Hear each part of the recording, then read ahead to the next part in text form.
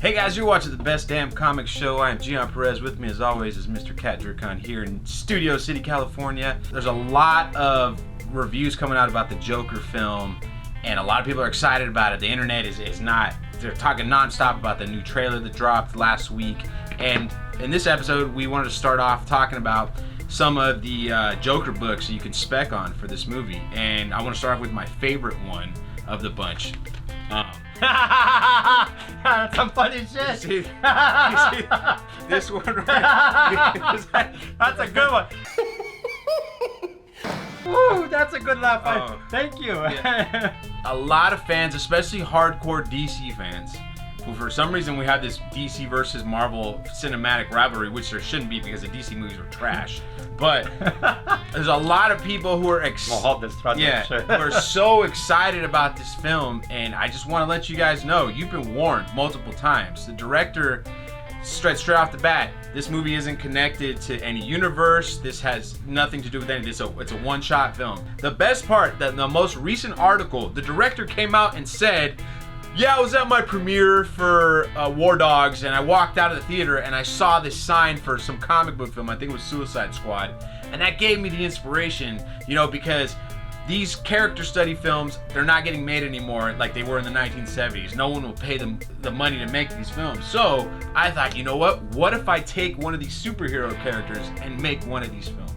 That was his inspiration. He wasn't a diehard Joker fan, not dying to make this film. No, he just wanted to get the money to make this film. And if you watch our reaction, which we took a lot of heat for the teaser, it's what we said the entire time. This film is a cash grab. And I'm not saying don't go and watch it. I'm not saying you might enjoy what you watch, but it's a slap in the face for me as a comic book fan. Look, I understand they're not making movies for us, but at least give me a fucking bone or something. Yeah. Tie it in, something or not. I mean, don't just come out and expect me to pay my $14 for a movie that says the Joker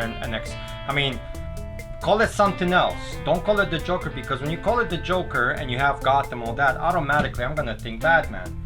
You have no connection to it. Anything that's remotely even give me an Elseworld storyline, something. I think people are not taking the director serious when he says this. I think that they believe he's throwing a curveball. I was like, So this is just a warning out there, because I know that there's going to be people that haven't read anything about it.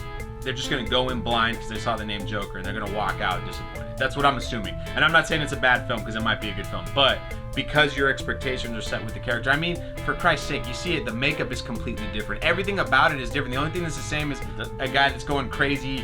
Is the suit remotely similar? I mean, it's a burgundy suit. It's a burgundy. Are we watching Anchorman? Yeah. Anchorman Part 3. It's 1970s, and it is reminiscent of Ron Burgundy. Oh. But, come in and watch the joke. Yeah.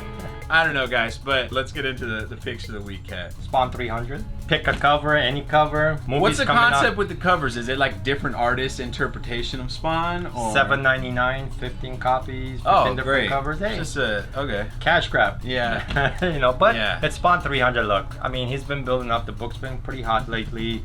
You have a lot of the early back issues that are harder and harder, getting harder and harder to find. Shit, I just sold that variant that I had, the Tremor variant. I just sold that for $1,200. Oh my god. Yeah, so there's something to Spawn. I mean, $7.99. Given how well it doesn't sell, I don't know how many people are gonna order all these covers. Right. So beware. They might disappear. They might. It's funny because it seems like it's a character, like when it comes out, no one's like super on it, but then like you said with the back issues, 5, 6, 10 years later, all of a sudden people are going after these they're going books. nuts, and again, the movie's coming out, and he's got a lot of things that he's drawing from, the 100s and 50 and up. So they also got the licensing for the DC toys. So right. So he's gonna be. I mean, McFarlane's got a lot of stuff going on. So pick the cover you like. If you're a Spawn there's some fan. pretty covers. Yeah, there's one thing. A lot of pretty covers. I have to say, like for the last 2 years, every Spawn cover has been great. A lot of Matina stuff and. There's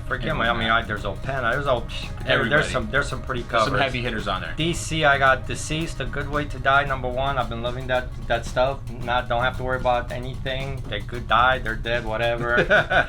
JLA 31, that's a question mark, but I know there's some stuff DC's gonna have a different face next year. So it's starting to happen now. I mean, whether it's Batman Who Laughs or JLA or Green Lantern or whatever. But last week we got the Shazam Who Laughs, yeah, right? So there's 6 heroes that are infected by the Joker Who Laughs, and that's gonna lead into the end of the storyline to where the DC universe jumps into the future. You won't recognize half these characters. Maybe half of them will be dead. You know, watch out for FF14. Dan Slott's been both on Tony Stark and FF. Lukewarm, good reads, but lukewarm on the secondary market.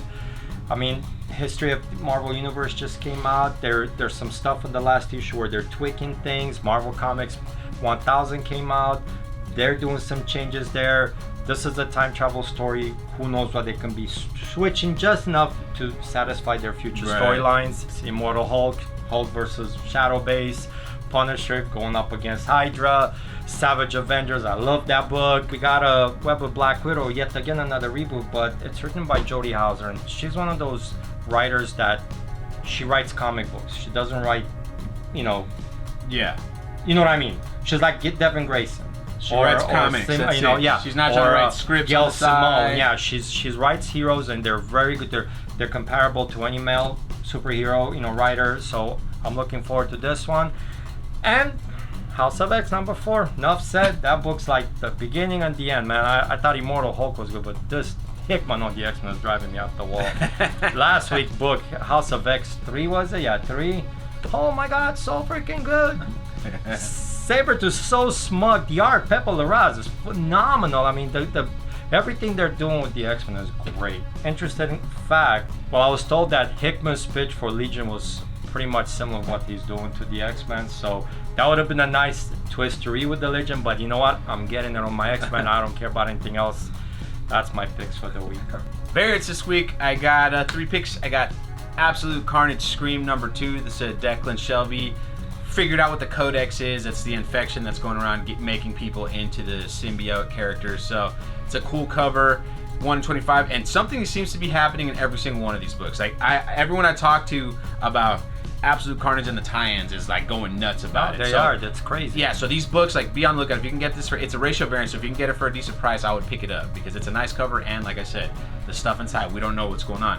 Then this week the theme is Immortal Wraparound. So they're great twists you get from the original to now. I mean, there's some cool freaking covers coming. I think there's 4 or 5 of them this week. Yeah, I mean, pick the ones you like, but there's some pretty awesome ones, and they're cover price. And then finally, House of X number 4. You get the Melina connecting variant. Those connecting variants. That's what I'm saying. Shit. Exactly. If you've been paying attention at all, every single connecting variant. Cover prices. I'm like, you know what? Everybody else is charging an arm and a leg. I'm the only one covering my voice for cover price. I'm done. No more cover price and connecting covers. But there you go. If you guys have been paying attention, the connecting cover variants for these House of X and Powers of X books are flying off the racks. It's insane. It's insane. I mean, what's the Brooks set is going for close to $50. Everything else is literally $12 to $15 a piece. Right. I mean, the Yasmin Butcher one, I think I saw was going up like over 25. Yeah. So something to look at, guys. Something. You know what it is? I'll tell you what it is. It's the fact that there's so much product coming out of Marvel, and with the budget every week, you have to figure out. I mean, yeah, I know it's on, but how many can I order? Right. So no matter what, dealers are still tight on their orders. They're going to be short on the demand. So yeah, it's driving the prices up because not only you have House of X with 20,000 fucking different variants, but you got Absolute Carnage with a lot of variants. You got this with a ton of variants. This week, so their variants come. I'm not complaining. I'm making money, but as a fan, it's tough. Even as a dealer, it's tough to keep up with my orders. Yeah. You know? Well, that's going to do it for us, guys. Thanks for watching. You know the drill. Smash that like button. Subscribe if you're not a subscriber. Ring the bell if you are. Leave comments. Let us know what you think. Cat, take us away. Read comics. Every Tuesday I go pick up my comics. If I'm on the freeway and I'm doing 60 miles an hour, I'm doing 90 on the slow lane and you're on the fast lane doing 40, please move over because it's stopping from getting to my comics to get them to you. That was a PSA. Go buy some comics. We'll see you next time.